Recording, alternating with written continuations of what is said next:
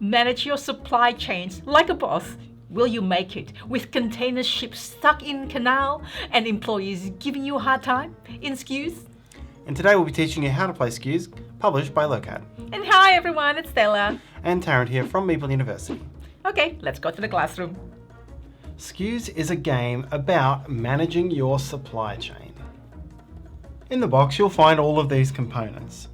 Money, representing coins in 1s and 3s. A marker for tracking the turn count. 2 dice. They have 6 sides but they range in number between 1 and 3. 54 brown-backed strategy cards. These include incidents, customers and playable cards, everything you might come across when managing a supply chain.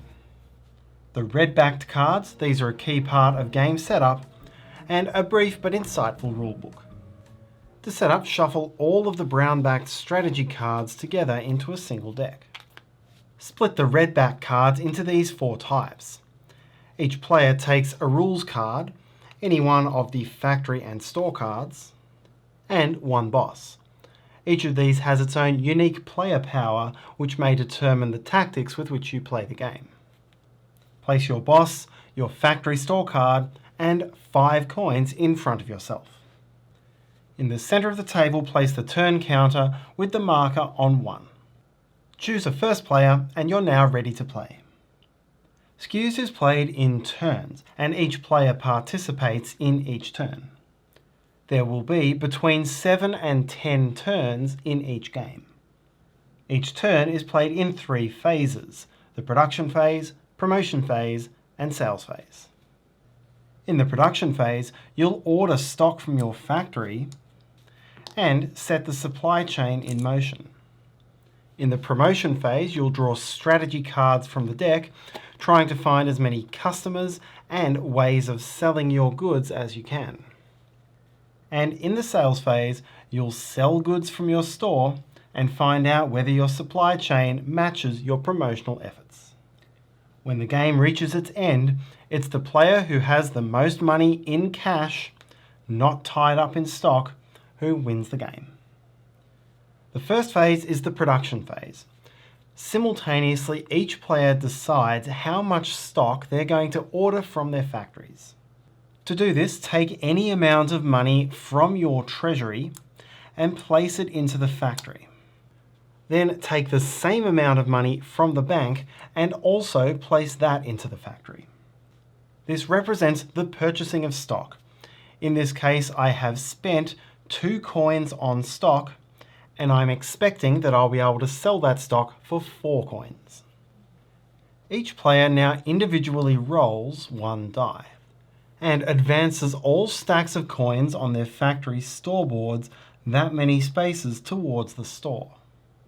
That includes any stacks of coins that you placed this round and any that are there from previous rounds. Any coins which reach the store stop there and don't advance any further. This represents your supply chain, goods being manufactured in the factory and then transported over various means of transport to your store.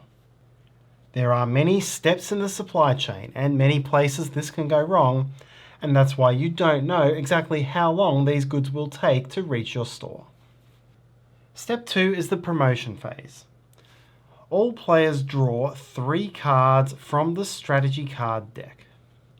Next, in turn order, players must resolve the customers and incidents they've just drawn. All customers have the word customer at the top, and you simply place that on the table in your area. Incidents all have different names, but they all have the word incident down here below the text. You must reveal your incidents and resolve the text. If you draw multiple incidents on the same turn, choose only 1 to resolve. All other cards, they have different titles and don't have the word incident, are considered playable cards. You keep these cards in your hand and you may play them at any relevant time to resolve their text.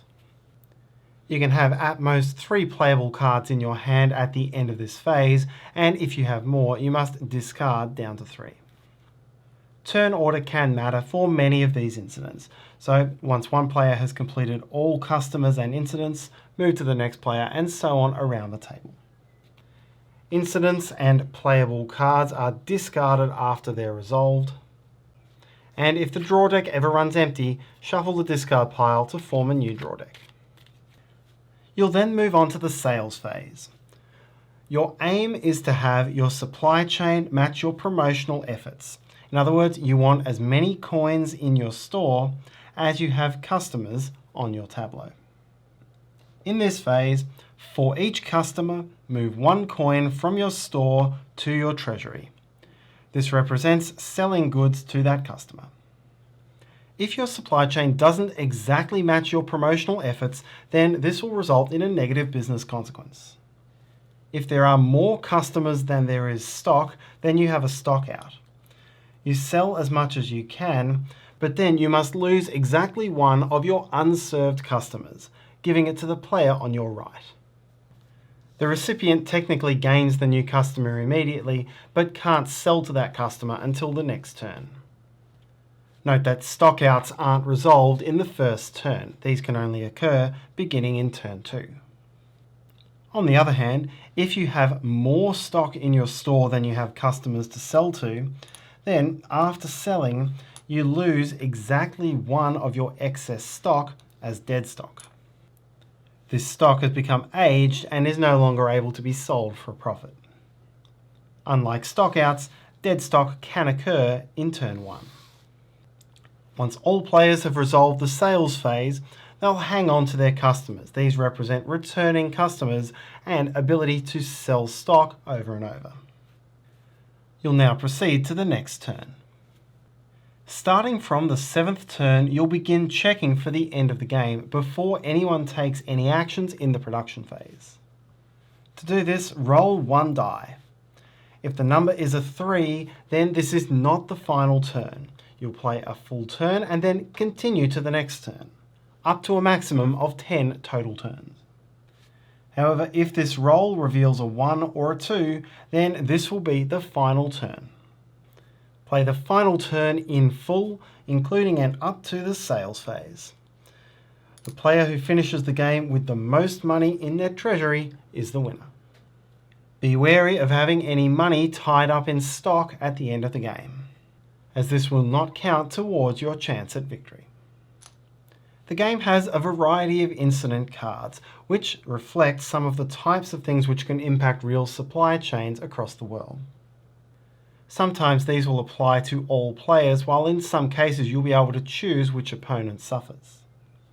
Sometimes there'll be an effect which targets perhaps a player with the most or fewest of something, and in the case of a tie, it's the player who drew the card who chooses which of the tied players suffers the effect. In a case where the mathematics doesn't yield a whole number, it's the player who drew the card who chooses whether to round up or down. Also be sure to make use of your boss's special and thematic power. For example, your Chief Operating Officer has more power to control the supply chain. The Chief Financial Officer is good at investing and generating money. The Chief Technical Officer can reuse and make some money out of dead stock, and so on. And that's how to play Skuz. Check out the link to the project page, we'll put that in the video description. Thank you so much for watching. Your likes and comments are much appreciated. Subscribe to see what's coming. And let us know what games you've been playing. See you next time.